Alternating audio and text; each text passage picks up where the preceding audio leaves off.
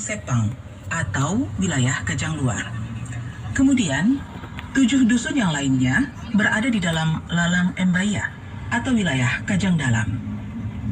Untuk masuk ke wilayah Dusun Kajang Dalam, kami harus melewati beberapa prosedur untuk berpamitan. Meminta izin kepada Kepala Desa Kajang untuk memasuki kawasan Dusun Kajang Dalam. Assalamualaikum.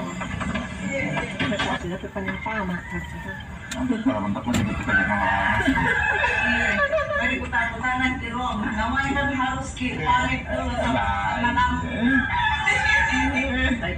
Pak Salam, Kepala Desa Kajang, menyampaikan bahwa di dalam kami harus mematuhi aturan dusun untuk tidak merekam atau mengambil gambar kehidupan warga dusun yang jauh dari modernisasi. Penduduk di sana tidak menggunakan seperti barang elektronik, termasuk listrik, kemudian rumahnya satu model, atapnya tidak ada yang dari seng, kemudian dan rumahnya itu lebih banyak ditanjak ke tanah. Terus ukuran-ukurannya itu hampir sama, kemudian cara menghadapnya juga hampir sama, menghadap ke kiblat. Itu dari dulu pasang yang beliau pegang di dalam bahwa kita tidak boleh modernisasi. Dalam hal ini ada bahasa konjonya, dalam hal ini bahasa Indonesia bilang talakul leking kaitete tecinde tak pangen caulu tarimba-rimba. Itu kurang lebih artinya bahwa kita tidak boleh melihat seperti modernisasi yang ada saat ini. Nah, apapun yang kita akan lakukan di dalam itu harus ada izin dari Amma Tua. Tanah ini kenapa dikatakan tanah tua? Karena menurut Amma Tua bahwa tanah inilah yang pertama ada di bumi ini. Oleh karena itu wilayahnya dikatakan tanah tua, termasuk pemangku adatnya juga dikatakan Amma Tua. Kalau merekam bisa nggak bisa? Jangan di dalam, jangan. Sama sekali tidak boleh. Itu tidak lagi itu bahaya. Begitulah apa yang dikatakan Amma Tua itu yang harus kita patuhi. Kami pun diingatkan untuk mematuhi aturan dusun dengan menggunakan pakaian serba hitam dan tidak beralas kaki. Kebiasaan warga Kajang ini sudah dimulai sejak alam ini diciptakan untuk tetap menjaga masyarakatnya menyatu dengan alamnya. Harus sesuai dengan adat istiadat. Katakanlah ada tamu yang mau masuk, harus kita patuhi apa yang dikatakan oleh Amma Tua dalam hal ini. Mungkin salah satunya kita menggunakan pakaian hitam. Dari dulu sampai sekarang tidak boleh. Dari dulu sampai sekarang. Jadi kami di dalam itu walaupun ada ada prinsip mengatakan bahwa kami sederhana, kamase-mase, mungkin ibu tahu itu kamase-mase, tetapi bukan berarti kami miskin. Nah, bukan berarti kami miskin. Cuma karena kehidupan sehari-harinya itu adalah ditampilkan secara sederhana, seperti mungkin pakaiannya sama dengan pakaiannya ibu di sana yang serba hitam.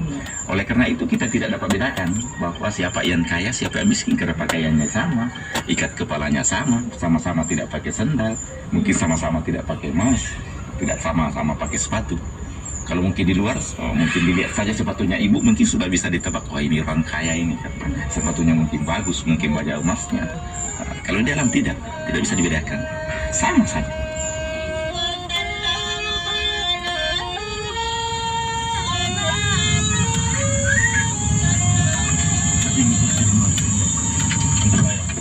Dari Desa Kajang Luar memasuki kawasan Dusun Kajang Dalam, kami ditemani oleh Ketua Pemuda Dusun Kajang Dalam, Ismail namanya. Ia mengingatkan kami untuk menghargai aturan dusun dengan menggunakan pakaian serba hitam dan meninggalkan alas kaki di luar dusun, serta tidak membawa alat elektronik apapun.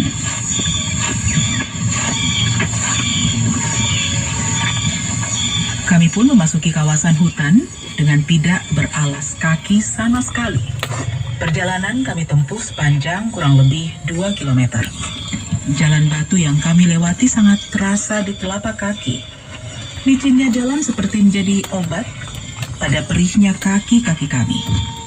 Perlahan namun pasti, kami berjalan sambil berpegangan karena takut terjatuh. Kami berpapasan dengan penduduk dusun yang berjalan dengan sangat cepat melewati kami tanpa ada rasa sakit sedikit pun. Mereka terlihat begitu menyatu dengan alamnya.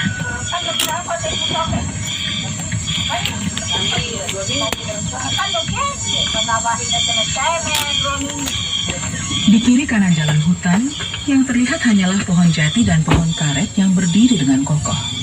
Udara yang sangat sejuk dengan aroma karet yang menyatu dengan bau tanah liat yang terlihat hampir menutupi jari-jari kaki kami.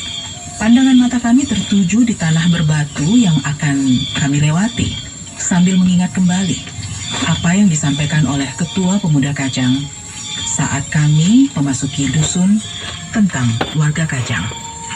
Kalau orang Kajang yang khususnya laki-laki pakai peci, pakai pak sapu, artinya pakai sarung kepala. Karena amma biasanya sering bilang ke saya, bukan hanya badan tak ini yang pakai sarung, bukan hanya mulut tak ini yang pakai sarung. Tadi saya bilang Kak, pakai sarung itu mulut karena kita pahami lidah ini nggak bertulang yang kadang bebas tak banting naik turun sembarang dibilang. Termasuk juga kepala, karena kita yakini ya kepala ini ada ilmu, ada hal yang suci, makanya harus juga pakai sarung, harus juga pakai map kalau lembaran kertas. Iya. Makanya kalau misalkan umurnya laki-laki, anak remaja itu mencapai ya belasan kurang lebih, 15-an kurang lebih harus pakai pasapu minimal peci hari ini. Iya. Intinya ada sarung kepala. Jadi singkat Kak, di Kajang itu serba sarung. Bukan hanya badan tak pakai sarung, mulut tak pakai sarung, juga kepala tak pakai sarung. Orang Kajang selalu yakini, termasuk bumi ini, dunia ini juga tentunya harus pakai sarung.